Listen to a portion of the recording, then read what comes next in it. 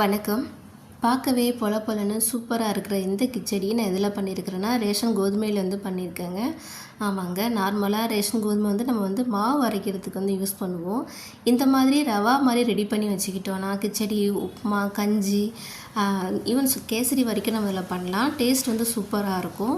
வாங்க இந்த வீடியோவில் இந்த ரவாவை எப்படி கோதுமையிலேருந்து ரெடி பண்ணலாம், இது எத்தனை நாள் ஸ்டோர் பண்ணிக்கலாம், எல்லாமே பார்க்கலாம்.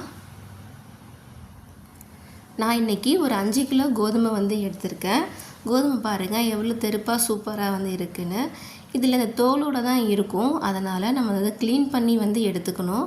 உங்களுக்கு புடைக்க தெரிஞ்சால் புடைச்சிக்கலாம். அப்படி இல்லைன்னா நம்ம தண்ணி நிறையா விட்டு நல்லா வாஷ் பண்ணோன்னா அது மேலே மிதங்கி வந்துடும். ஸோ ஃபஸ்ட்டு நல்லா கழுவி ஒரு 6-7 தடவை நல்லா தண்ணி நிறையா விட்டு கழுவி எடுத்துக்கலாம். நல்லா சுத்தமாக ஆகிடும். கழுவி எடுத்தோன்னே பார்த்தீங்கன்னா எப்படி இருக்குது பாருங்கள், நல்லா சுத்தமாக க்ளீனாக இருக்குது. இதை நம்ம வேக வைக்கணும். அதனால் தண்ணி ஃபஸ்ட்டு அடுப்பில் போட்டு நல்லா கொதிக்கிற ஸ்டேஜுக்கு வரட்டும். தண்ணி நல்லா கொதிநிலை ஸ்டேஜ் வந்தோடனே கோதுமையை சேர்த்துக்கலாம். நீங்கள் கம்மியாக செய்கிறதா இருந்தால் கேஸ் ஸ்டவ்லேயே செஞ்சுக்கலாம். நான் அதிகப்படியான குவான்டிட்டி செய்கிறதுனால இன்றைக்கி நான் விறகு அடுப்பை தான் யூஸ் பண்ணியிருக்கேன். போட்டுட்டு நம்ம கிண்டிகிட்டே இருக்கணுங்கிற அவசியம் கிடையாது, அப்பப்போ கிண்டி விடலாம். இது நல்லா வெந்து வரட்டும். இந்த பதம் நல்லா மலர்ந்து வெந்து வந்தோடனே வடிகட்டி எடுத்துக்கலாம். எல்லாத்தையும் ரொம்ப சூடாக இருக்கும், அதனால் பார்த்து வடிகட்டி எடுத்துக்கலாம். வடிகட்டி எடுத்த உடனே நல்லா காய போட்டுருங்க. இது நல்லா வெயிலில் நல்லா சுக்காக காஞ்சி வரணும்.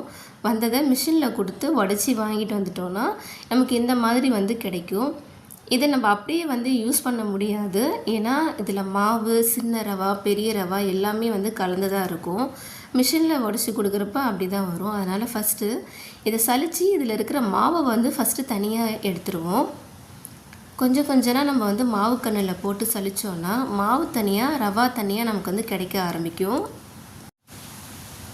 இந்த மாதிரி சலிப்போம். சலித்தோன்னா ஃபஸ்ட்டு மாவு தனியாக வரும் பாருங்கள். மாவு வருது பாருங்கள், எவ்வளோ ஃபைனாக சாஃப்டாக இருக்குது பாருங்கள் மாவு. இப்போ இதில் ரவா தனியாக வந்துருச்சு. இப்போ இதே மாதிரி பார்த்தோன்னா எல்லாத்தையுமே நம்ம சலித்து ஃபஸ்ட்டு எடுத்துப்போம். கொஞ்சம் கொஞ்சமாக எல்லாத்தையும் சலித்து எடுத்துக்கலாம். நம்ம இந்த மாதிரி ரெடி பண்ணோன்னா நம்ம 2-3 ஐட்டம் செய்கிறதுக்கு இதை யூஸ் பண்ணிக்கலாம். சலிச்சுட்டு காட்டுறேன். சலிச்சாச்சு. இப்போ மாவு பாருங்கள் எவ்வளோ வந்திருக்குன்னு. இந்த மாவை நம்ம வேஸ்ட் பண்ணாமல் புட்டு, இடியாப்பம், அதுக்கப்புறம் பார்த்திங்கன்னா கொழுக்கட்டை, இந்த மாதிரியான டிஃபன் வெரைட்டி செய்கிறதுக்கு யூஸ் பண்ணிக்கலாம். ஈவன் தோசை செய்கிறதுக்குமே யூஸ் பண்ணிக்கலாம். சப்பாத்திக்கு செட் ஆகாது, ஆனால் மீதி எல்லா டிஃபன் ஐட்டத்துக்குமே நான் சொன்ன ஐட்டத்துக்கெலாம் செய்யலாம். இப்போ இந்த ரவா பார்த்திங்கன்னா பெரிய ரவா, சின்ன ரவா எல்லாம் கலந்து இருக்குது இல்லைங்களா, அதனால் இதை நார்மல் ரவா கன்று வரும்ல சல்லடையில், அதை போட்டு நம்ம சலித்து இதை எடுத்துப்போம். கொஞ்சம் கொஞ்சம் இதில் சலித்தோன்னா நமக்கு பெரிய ரவா தனியாக வந்துடும், ஃபைன் ரவா நமக்கு தனியாக கிடைக்கும். ஸோ ஃபஸ்ட்டு கொஞ்சம் கொஞ்சமாக போட்டு சலிச்சிக்கலாம்.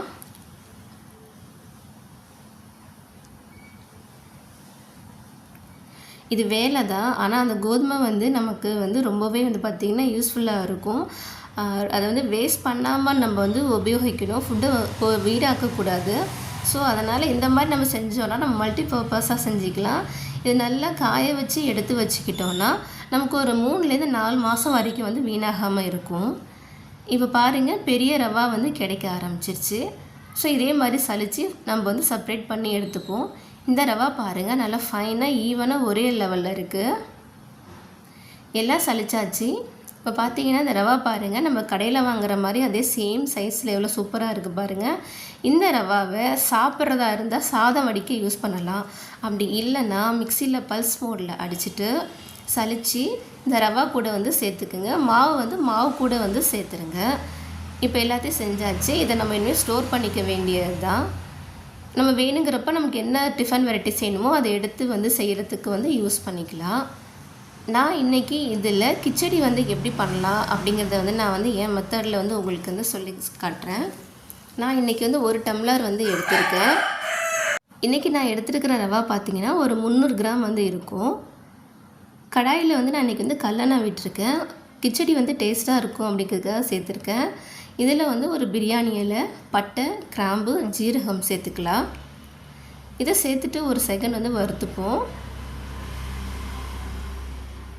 இப்போ இது கூட வந்து நான் வந்து பெரிய வெங்காயம் வந்து சேர்க்குறேன். நான் இன்றைக்கி ஒரு 2 வெங்காயம் வந்து நீல வாக்கில் கட் பண்ணி வச்சுருக்கேன். அதை வந்து இது கூட வந்து சேர்த்துக்கலாம். இதில் ஒரு 3 பச்சை மிளகாவை கட் பண்ணி வச்சுருக்கேன், சேர்த்துக்கலாம். கொஞ்சம் கருவேப்பிலை சேர்த்துப்போம். இஞ்சி வந்து ஒரு சின்ன துண்டு பொடியாக கட் பண்ணி வச்சுருக்கேன், அதை சேர்த்துக்கலாம். கூடவே 2 பல் பூண்டு பொடியாக கட் பண்ணி வச்சுருக்கேன், சேர்த்துக்கலாம்.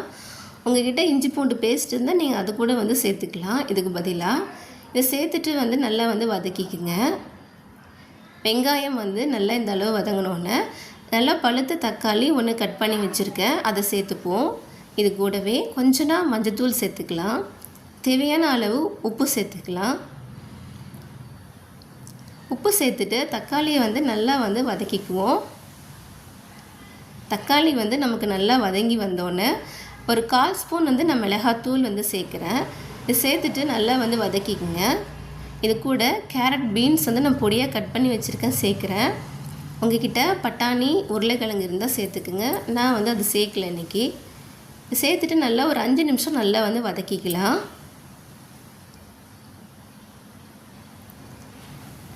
5 நிமிஷம் நல்லா வந்து வதங்கினோன்னே ஒரு டம்ளருக்கு வந்து நான் 3 டம்ளர் வந்து தண்ணி வந்து எடுத்திருக்கேன். இப்போ தண்ணி வந்து இது கூட வந்து சேர்த்துக்கலாம். இந்த 3 டம்ளர் தண்ணி வந்து கரெக்டாக இருக்கும்.